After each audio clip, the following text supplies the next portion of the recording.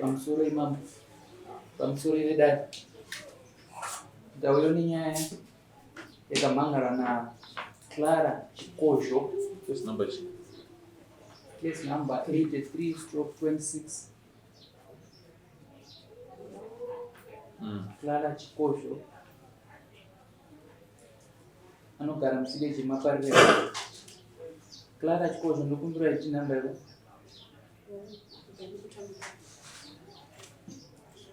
Clara Chikozho ari kumhangarira Prince Zvironzo. Prince Zvironzo ndokumbira ID namba. Clara ari kumhangarira Prince Zvironzo iri nhau ye ari kuclaima seduction damages. Clara ari kuti ndakangopiwa pamwiri ndikapiwa mwana. Prince ndokubva angoshaika, handichaziva makamira Prince asi kuriritira mwana uye handichaziva kuti achine chekuita nini here. Ndiyo nhau yandauya nayo kudai. Tichakumbirawo Clara Chikozho simudzire ruoko rwerudyi wotedzera zvandakutaura kumashure. Ini Clara Chikozho ndinopika pamberi pedare kuti zvose zvandichataura ichokwadi pamberi paMwari namambo wangu. Mwari ave mubatsiri wangu. Chisarwako pasi. Uya kwauri Prince Zvironzo, simudza ruoko rwerudyi kutedzera zvandakutaura. Ini Prince Zvironzo ndinopika pamberi pedare kuti zvose zvandichataura ichokwadi pamberi paMwari namambo wangu. Mwari ave mubatsiri wangu. Tendesa ruoko pasi. Clara Chikozho ndokumbira kuti uzivisewo dare muchidimbo wakagara pasi. Chasakisa kuti ungochimhangarira Prince. Izvo ngarisumufe. Chaita kuti ndisvike pano nhasi ndichimhangarira Prince inyaya yekuti tatagara tese makore anoita 3 years kusvika tite mwana wedu watakaita, asi mukugara tese pafanira kusawirirana nekusachengetedza mwana kwaisaita. Apedza zvokobva angonditi handichakwanise kugara nedzokera kumba kwenyu. Ndozvandisvitsa pano. Magara mese kwe3 years. Vapiwa mwana kubva azokuramba akangokudzinga. Akangondiwerera meseji kuti ina handichakwanise kugara nemi. Anga akakuroora here? Ngwasina. Bate mwana. Kuvabereki vako vaiziva here kuti kugara naPrince? Ndanga ndakavazivisa kuti ndokwandiri. Pakuzivisa kwetsika dzedu dzechivanhu Prince akapendwa akabviswa utsvakirei. Aikuvazivisa kuti ndakataura navo asiwo Prince acho anambotora akataura navo. Zvakanaka. Prince unomuziva here Clara? Ndiani wako?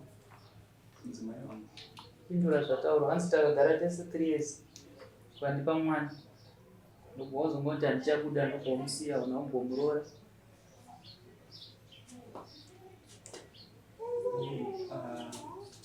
Takagara tese kwemakore matatu asi taisawirirana.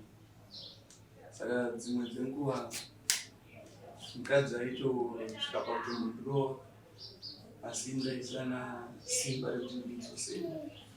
Saka panguva yacho ndandisingachadzoki kumba ndichitsvaira kutiza kuti ndisanetsana navo. Saka rimwe rezuva ndakazobata foni yavo ndibva ndaonawo vachironga kudzokera kumba kwavo. Saka ndopa ndakazovati kana zviro zvamuri kuronga munokwanisa kuita zvamuri kuronga.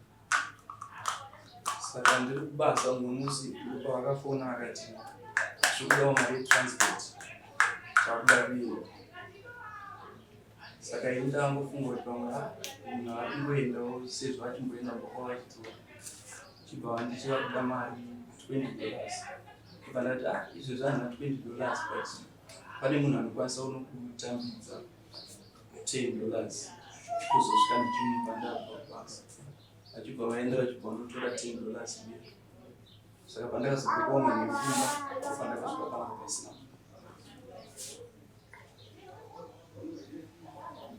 Asi wakazombotsvagwa kuti varipo? Vakazotondudza pafoni kuti ndaenda kumabweni. Clara, ndikumbira kuti ungozisawo dare saka nezvazviri Prince ari kubvuma kuti makagara mese zveshuwa kwe3 years iwo wauya uchimhan'ara kudaro kuti akangokupa mwana akagara newe netarisiro yekuvaka musha ndokubva ngokusiya wangochitarisira kuti dare kubatsire nei? Ndanga ndichida kubatsirwa pakuti izvozvo kubva zvandakaenda kwakwedu hapana kana chemwana wangu chavakambotaura kuti mwana wavo izvozvo hasiuzi kuti akudyiye mwana haana bhethi kusvika pari zvino. Saka muchirungu uri kuti uda kuti mwana akwanise kutoreswa birth certificate. Chechipiri uve nerubatsiro rwokuti unge uchichengeta mwana nenzira dzipi? Kuti wanga wachitumira mari yekuti mwana akwanise kuwana zvakaita semapamba nechikafu chekuti mwana adye. Tinotenda. Vadare, kana muine zvimwe zvamungada kuziva makasununguka kunge muchibvunza. Ndingamuda kuziva kuti ndikini vabereki vaClara varipo ndichi varipo wacho nukama ina ana Clara. Mwana mukoma wasisi wangu.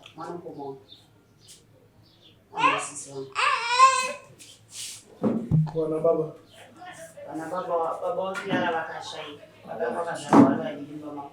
Saka nina baba vari kuUK. Vamwe vogama kwa Prince. Ndimimesa.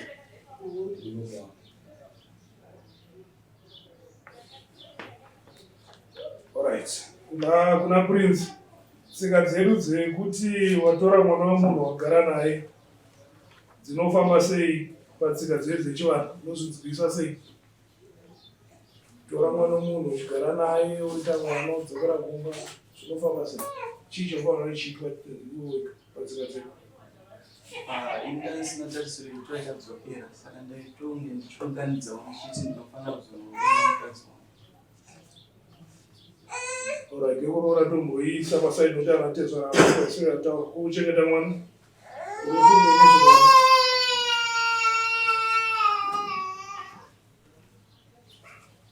Mwana ndinomutenga.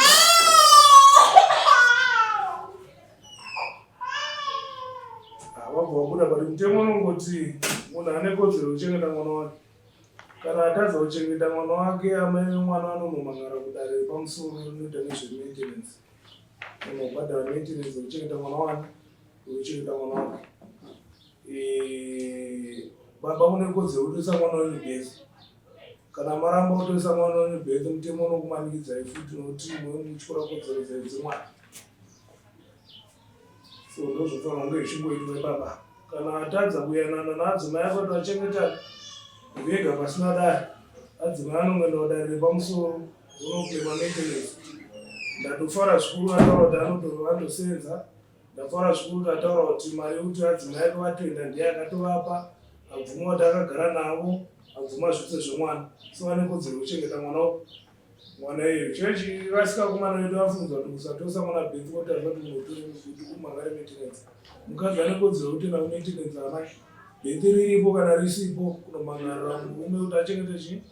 Achengeta mwana wake nokuti ikodzero yababa naamai vese kubatsira kuchengeta mwana wake. Kubatsira kuchengeta mwana iye. Yeye bhethi moifambira mwana we nebhethi rake. Mwana we nebhethi rake. Handiti?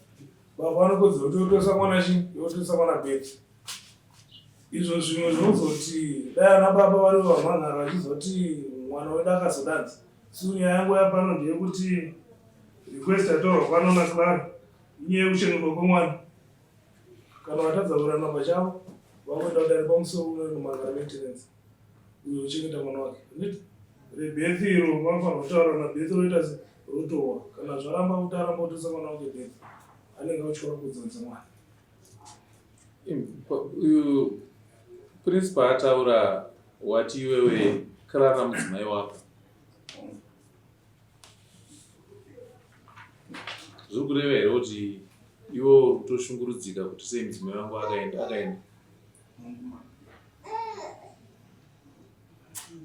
nenguva yakadii yakabva pamba kwanisa masvondo 2 Clara wakabva kumbareni pane 2 weeks ndabva 2 weeks murume wako uchiri kumuda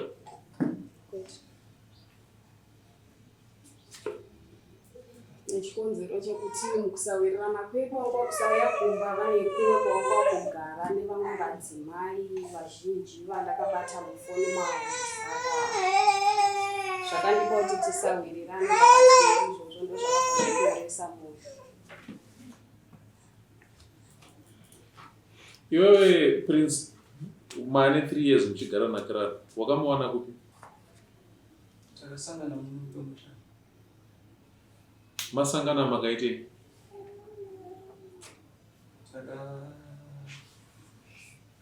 Takangotanga kufambidzana tichibva taronga sevanhu vavirirana tave kumba tichibva auya kumba tichibva tatanga kugara tese. Saka toti muri kubika mapoto?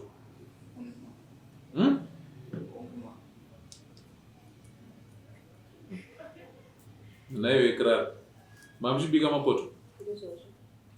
Hazvisizi kuda kuroorana. Tarisiro yangu iri paiyo kuda kuzoroorana asi nekuda kusazofamba kwakanaka kwezvinhu. Tikachazoipa nhasi chiya? Nyaya yekusawirirana, nyaya yekusatendeka kwavo. Vamwe vakadzi vari kupa waona iwewe? Pane vamwe vanotomboya kubasa kwavo zvinhu zvandakabata mufoni mavo musi umwe pandakabata foni yavo. Anoshanda kupi Prince? Anoshanda paBorodeo pavillage. Prince ukunzwa chikonzero chakaita kuti Clara abude mumba? Uri kuti kudii nacho izvi? Zvakaitika ndezvekuti inyaya yekuti handikwanisa kuzomudedza musikana wacho. Clara ane musi wakandiudza kuti musi wauchaziva chipomba changu charwadzika because munhu waunoziva. Mushure maizvozvo kubasa kwangu kutoshanda kusvi 3. Saka pane musikana wechi4 anoshanda musaluni. Ndiwo wandakatora naye mapictures. Ndakatomasiya mufoni kuti amaone. Because ndaida kuona kuti iye acharwadziwawo here sekurwadziwa kwandaita nemashoko ataura. Saka ndiye munhu waakutaura. Iwo wakaona mashoko ekuti chii mufoni nemadzimai aurikutaura? Ndakaona mashoko erudo. Pedzezvo ndatora nhamba dzemunhu wacho ndikati ndirega ndibvunzewo munhu kuti zviri kufambiswa sei. Mameseji acho ndinawo mufoni audio akanditumira achiti ini ndatone gore ndichidanana naPrince ende Prince ndakandiudza kuti haana mukadzi asangone mwana chete. Ndo zvakandiudza musikana akatondiudza kuti ini ndatone gore tiri tese ndechokwadi. Nyaya iyi pandaimbobata foni zita remusikana uyu ndo pandaimboriona asi handinamborisa musoro asi pandikazobata ipapo ndakakwanisa kutora nhamba ndo pandakataura naye ndakamubvunza akabva atondiudza zvese zvakanidza kuti tatone gore rese. Prince paasingauye kumba anenge aneni nekuti tinotomboita hameno kwawanomboendawo. Ndo mashoko andakaudzwa nemukadzi iyeye. Prince unoita basa rei? Ndinogera musoro.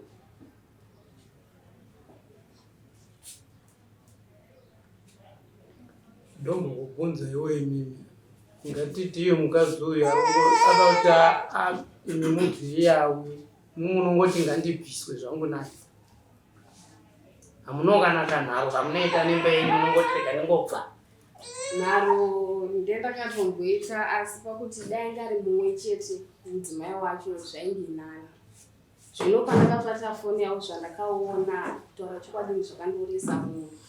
Enda zvinotanga nhasi kubvira ndichatongobva unosununguka mwana uyu vachiri kutomboshanda kwavaimboshanda mutauni. Nyaya yekusatendeka kunyanyanya ndoita kuti tizosvika pano pakuti kana munhu asingagoni kumira neni chete komangwana zvino tichazodii. Urongo hwako Prince hwekuchengeta mwana wako hwakamira sei? Mwana ndinoda kumuchengeta asi ndanyatsoziva kuti zvinofanira kufamba sei. Asi mwana ndinoda kuchengeta. Ndisaka ndati hwakamira sei?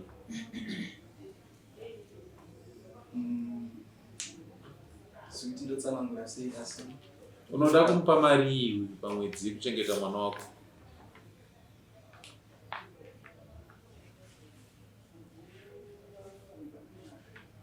Zvino handisati ndakunyatsowana mari, asi ndovimba kuti pamberi apo inenge yakunyatsowana, asi mushoma yandinowana iyoyo ndokwanisa kutapudza painenge. Saka mwana umbofanira kudya ivhu nekuti hausati wakunyatsowana mari.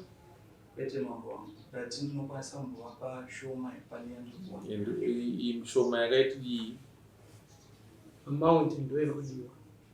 Ndinogona kuwana $50 per month. unoona ichikwana Zvaiko zvino pamamadzi mashoma kana $50 zvinokwana kuchengeta mwana pamwedzi here? Inokwanisa kukwana. Inokwanisa kukwana hayo. Iwe unoite iwe? Inini zvaizvezvi ndandisina hangu basa ranga ndichiti. Uri kugara kupi? Izvozvo ndakadzokera kumba kwamai nababa vangu pachiuta. Ndakafanira kutsvagirwa nzvimbo yekuti ndikwanise kutangodzokera kuchikoro. Kuti wakadzokera kumba kwamai nababa vako asi pabvunzwa amai nababa pana papindurwa pachinzi chii? Kuti pana mai. Pabvunzwa zvababa papindurwa kunzi kudii? Ayo ari kugara kumba kwamai vake. Amai vake vakarohwa. Baba vake uyu akafa aine 8 months murambe. Saka amai vake vakazorohwa. Ndokwaari kugara kwababa vake namai vake. Baba vakarohwa amai vake. Ndokwaari kutsanangura. Saka baba vakarara vaingova mumwe chete, hakuna kudzinza kwese, hakuna ariko? Ndati vanga vari vaviri. Ninawo baba vake vari kuUK. Vatoti vakasununguka zvavo kana muchida kuti tivapenya pari kana kuda kukwanisa kufona. Vari ndovega vasara. Vari kuUK. Ndo vakati ngaadzike zvake mwana wangu adzikire kuchikoro. Nekuti upenyu hwacho hapana. Zvakaoma mangu hatingatsananguri zvinhu. Mwana anga achidambura. Kubva mwana achizvarwa kusvika paari apa uyo azive kuti kana pambari mwana. Amai vake vari vanogara kuSouth Africa. Ndovanoziva kuti muzukuru acho even arimba make. Saka nyange dai mamuri wakazvara uchengeterwa mwana wozvadza mwana hauchengeti, hauna kuona, hauna chawakaita. Munoona panotanga kufira nyaya. Mamanzwa kuti imba iyi yakatangira papi? Kunotangira imba ndokunotaura kuti imba iri kuenda kupi. Nyangwe iye mwana wenyu wachoka, pfungwa dzinofanira kushandawo. Wangosangana nemukomana pano paShowground makutotorana makutogarisana. Zera irori iri anotaura kuti tiri kubika mapoto. Musikana anotaura kuti tiri kubika mapoto. Makazviona kupi izvozvo? Unotarisira chii kana uchitorwa nemukomana paShowground?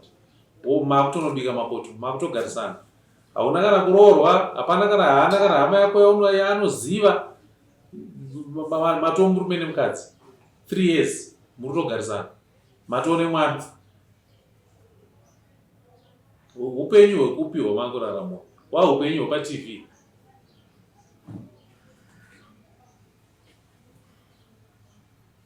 After 3 years ndokuzoti bengeni wachifunga kuti murume handichada. Ko pamakambotanga apa uchita kubatwa ruoko paShowground. Munoziva zvinoitika pano paShowground apa. Vanobatwa ruoko vachinzi handei kumba vanhu vakaita sei?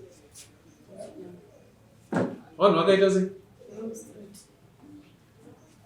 Wobatwa ruoko paShowground mazuva maviri matatu makutogarisana. Totarisira kuti kune ramangwana. Iwe birth certificate remwana rinotorwa rini? Musi wechitatu handisi kuenda kubasa. Mwana akazvarwa kupi? Musi wechitatu yamutore birth certificate remwana pano?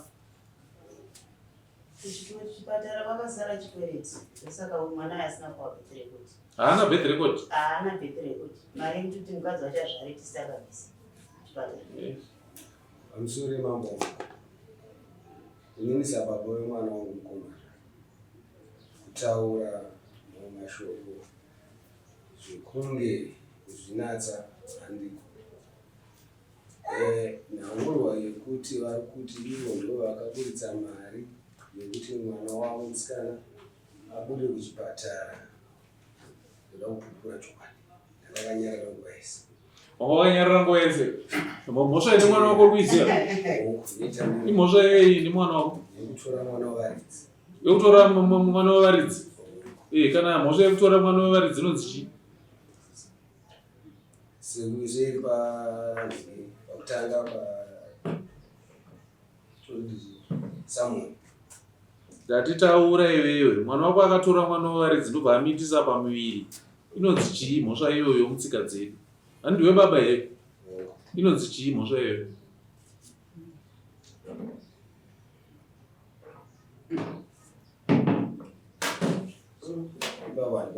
Une vana vasikana? Wambogara dare rekurodza mwana? Hausati wamborodza mwana? Iwo wakaroora? Ndati iwo wakaroora here? Saka mwana wako iwo pawaimona achigara nemusikana uyu kwe3 years akanga aroora? Iwewe sababa waiti chii chiri kuitika? No, asi iwewe sababa iwewe uchiona vana vachiita zvinhu zvakadai, chii chawakaita iwewe sababa kuti ugadzirise zviri kukanganiswa nevana? Ndakatogara navo pasi vese namai vacho, mai vemwana, ndikatofunga kuti zvimwe tiri kuvaka imba yavo. Pasina mazuva maviri ndobva ndangonzwa kuti muroora wenyu atora sikuti akatota zvinhu zvake kuuya parenga kupinda mukombi kuenda. Ndaitifunga kuti zvimwe izvo tataurira, ndakagara navo vese ngavabvunza. Zvinhu zvakatutwa mushure memakore mangani? 3. Baba vemukomana varipo? Dai ipo wakamboziva kuti mwana wako ane musikana waari kugara naye, wakabva watoti musikana newe mukomana, izvozvo ngatisimuke, handei kuvabereki vemusikana. Handizvo wakazviita? Ndandisina chiuviri. Ndakambozvizama pamusoro asi ndakatozama ndikaudza mukomana akati zvisina nhasi, asi andaudzwa kana tete kana hama yandaratidzwa yekukadzi vanoziva vekwamai. Imi muri ani apa? Ndiri vatete vemukomana. Ndaitaurawo nehama yangu kuti toita sei zvikanzi hakuna kana hama hwani yatinoziva. Asi munoziva kuti mombe yenyu ikapoya mudanga menyu ikanodyiwa munda mevaridzi unenge wapara mhosva? Chokwadi. Saka mhosva yakaparwa nemwana wenyu munoiziva? Imhosva yei? Yekuita mwana wavaridzi vasina kusangana kusivana. Saka bvisai kadamage. Izvo hatisikuonana amai ndipadongo. Pamusoro imomo handisi kuti ndingati kudii, but chekutanga ndoda kutenga dare nekutonga kwangu kuti kwakajika. Dai vanga vari vanhu vanonzwa shona chaichai pakutsanangura kwese nemibvunzo yese yamaita, dai ndikungati apa nechimwe chikamu asi tiri kuda kuedza kuita nayo. Haana kudonha uyu mwana uyu zvekuti akabva ashairwa. Ndokunga mabvudzi akaviri makati kureva kuti mwana baba wakangu angorwa nei. Clara anobva kushurupi, havana kugara pasi nemuroora wavo. Clara anotori nemhuri iri kushurupu kune vanhu vakuru vatati hatingaremedzi kutambudza. Vava vanhu vakuru vasara vakawanda vari mumabasa, vari kunzvimbo dzakasiyana siyana. Naiko uyu baba wake havana kufa vaita zvekumitisa, amai vake ai vakatobvisa pfungwa. Kumba kwedu kwacharumbira, baba wake vanozivikanwa. Haruzi rudzi rwokuti tingati Clara uyu pamwe mwana wekumitiswa hatiziko akabva, no. Saka zvinhu zvekuti kana dai vanga vakada kuteedza tsika dzedu pachivanhu, vangadai vakasvika musha pachikosho shurupi vakanobvisa pfungwa. Izvo zvavana kuita, vakada kuda chitaundi pane kumusha. Panapa pane nyaya mbii 3 dzandishada kutarisana nadzo. Imwe yacho ndoda kukurifeya yekunorwadza. Musi wechitatu paunouya pano unobva waita application yemaintenance iwewe. Unobva waenda kwamagistrate uko paunoapply maintenance yake yechipiri inhau yebirth certificate remwana. Pari kudiwa mari inobhadharwa kwamakumbi. Kuda kubhadharwa mari $15. Inowanikwa rini mari inobhadharwa kwamakumbi? Aiwa, Mande womupa mari unotora birth record. Chitatu mosangana pano motora birth certificate remwana. Mangwana Sunday womupa mari, Mande womukira unotora birth record kwamakumbi. Chitatu moya pano motora birth certificate. Uyo bva apply maintenance.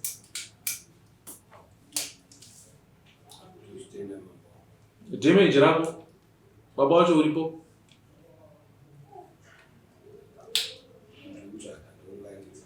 uri kuunganidza chii?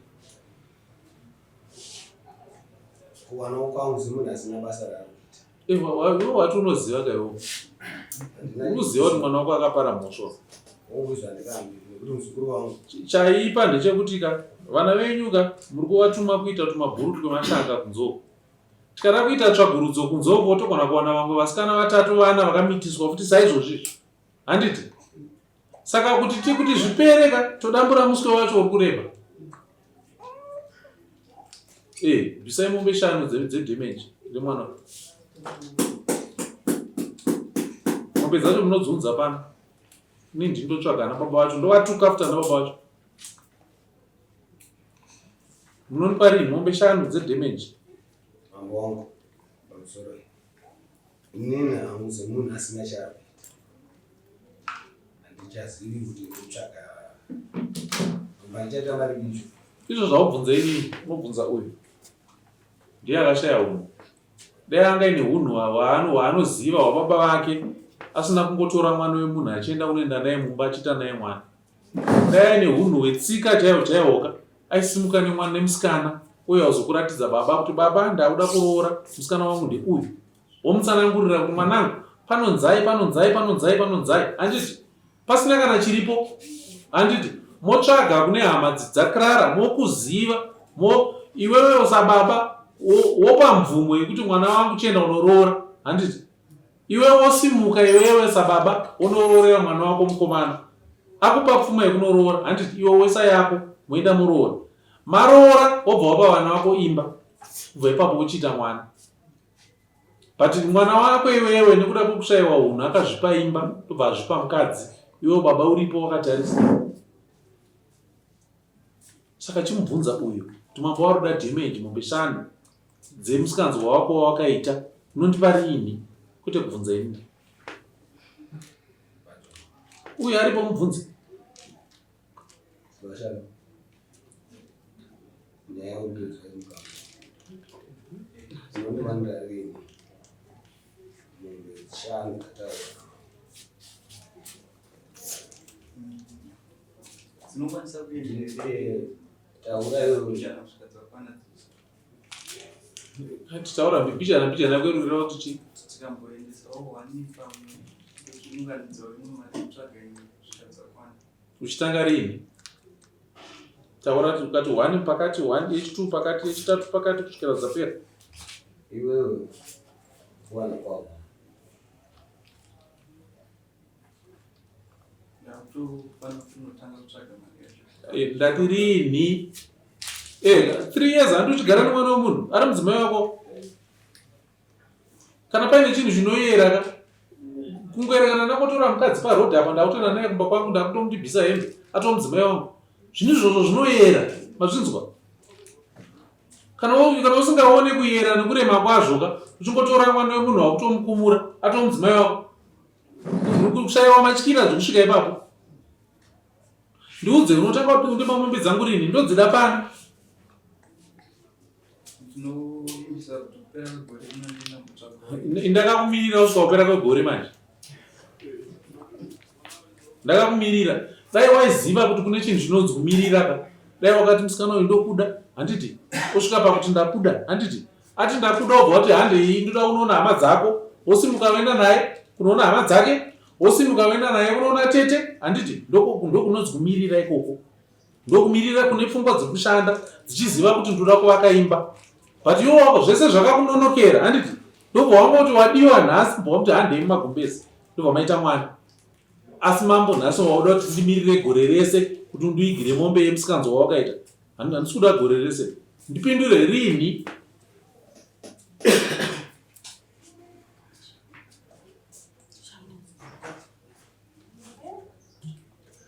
Ndinokwanisa kunza iri mari yerumambo wangu. Unowana zvishoma panopera mwedzi wega wega ndichiunza imwe mari. Kana ichikwana mombe, mombe inouya kwamamba haiuye gumbo rekumberi yozoya gumbo rekumashure. Inouya mombe yakakwana nemakumbo 4. Yoya woisa toti mombe 1. Yoya iri yakakwana nemakumbo 4 toti 2. Handiti. Ndokunyorera tichitambira ichienda kwairi kuenda. Vanoitambira vacho kana uchida vauye pano ndovatambidza uchiona uzvione kuti mamba havasi kuda mari yako asi vari kukuroorera zvausina kuita.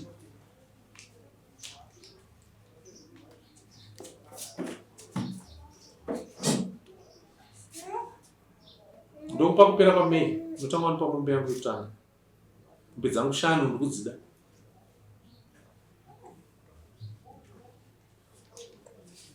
So 30 Mei mombe yekutanga nenda kuida pano.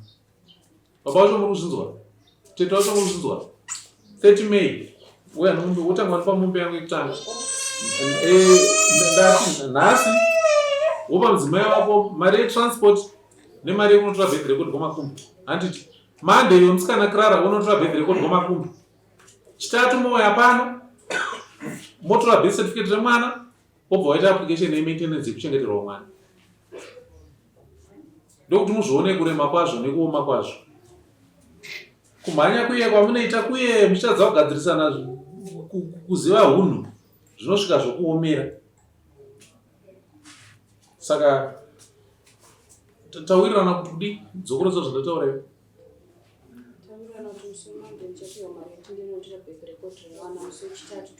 Nhasi Saturday kana wati iwe urikugara wati kwachiota uye ari kuno kwaparireva. Saka kana wadzokera kwachiota uchanopiwa mari rini?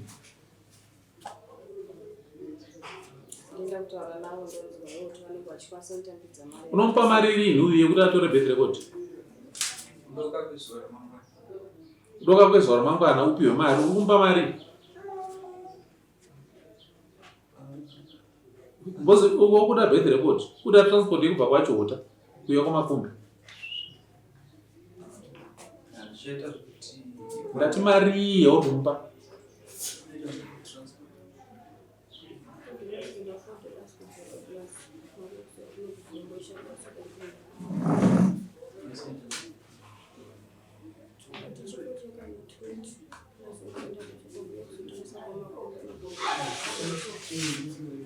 Nikimupe $40 end of day mangwana.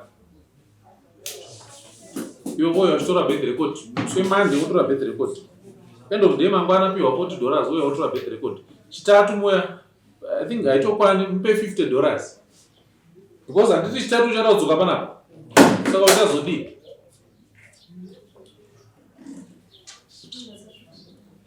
Pamusoro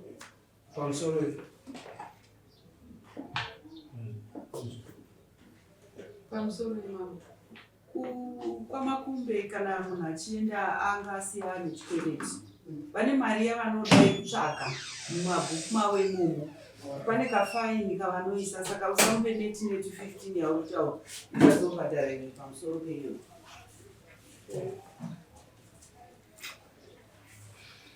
Mamuda utaura? ndaida kunzwisa kuti inini ndazava mai vachitaura kuti mwana anogara kwachiota. Semanzwiro angu kwachiota today is the first time kuzvinzwa izvozvo. Inini ndaiziva kuti mwana ari kuWarren-Park. I remember inini uyo akauya prince wandirumba wavo ndinokunda muniperekezi nemukadzi wangu Warren-Park. I drove makani kaenda Warren-Park. Tikafonera uyu achida kundikumbira kuti nditaure neavo ndizive kuti kana achida kubvisa supply food anobvisa kunani. I went to Warren-Park munhu wamerekta wafonera uyu ndavanzwa achitaura pafoni kusvika azopa munhu anga anaye foni. Munhu anga anaye mufoni ndobva azotaura kuti wakaroora here uchida kundiona siyana nezvo. That was last year.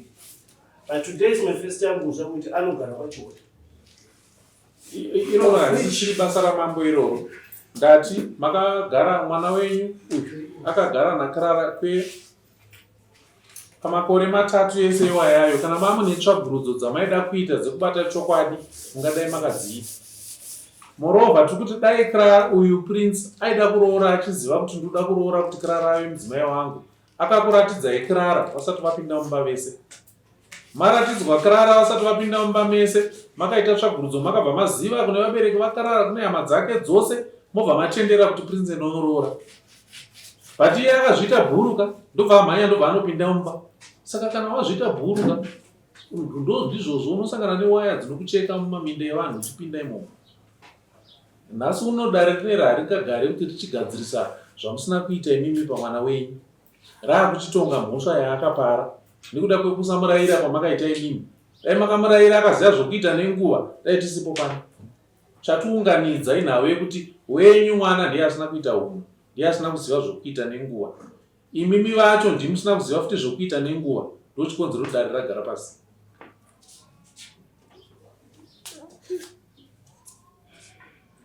Ndapedza zvandataura ngazviitwe pamazuva andataura panguva dzandataura.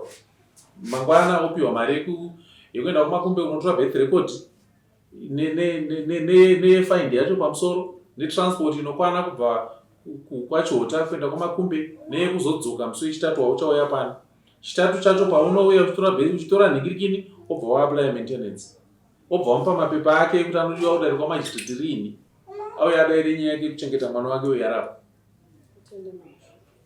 Mazvitenda pedza ndanga toda kubvunzawo ndakapa mwana uyu mari kuti amagare musvo achitsanangurwa akanzi hanzi mari yenyu munoidzorera.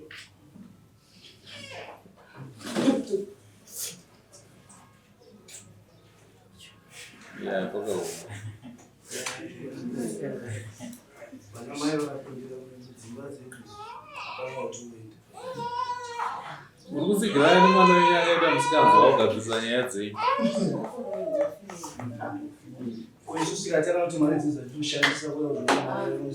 Ngatitei zvandataura.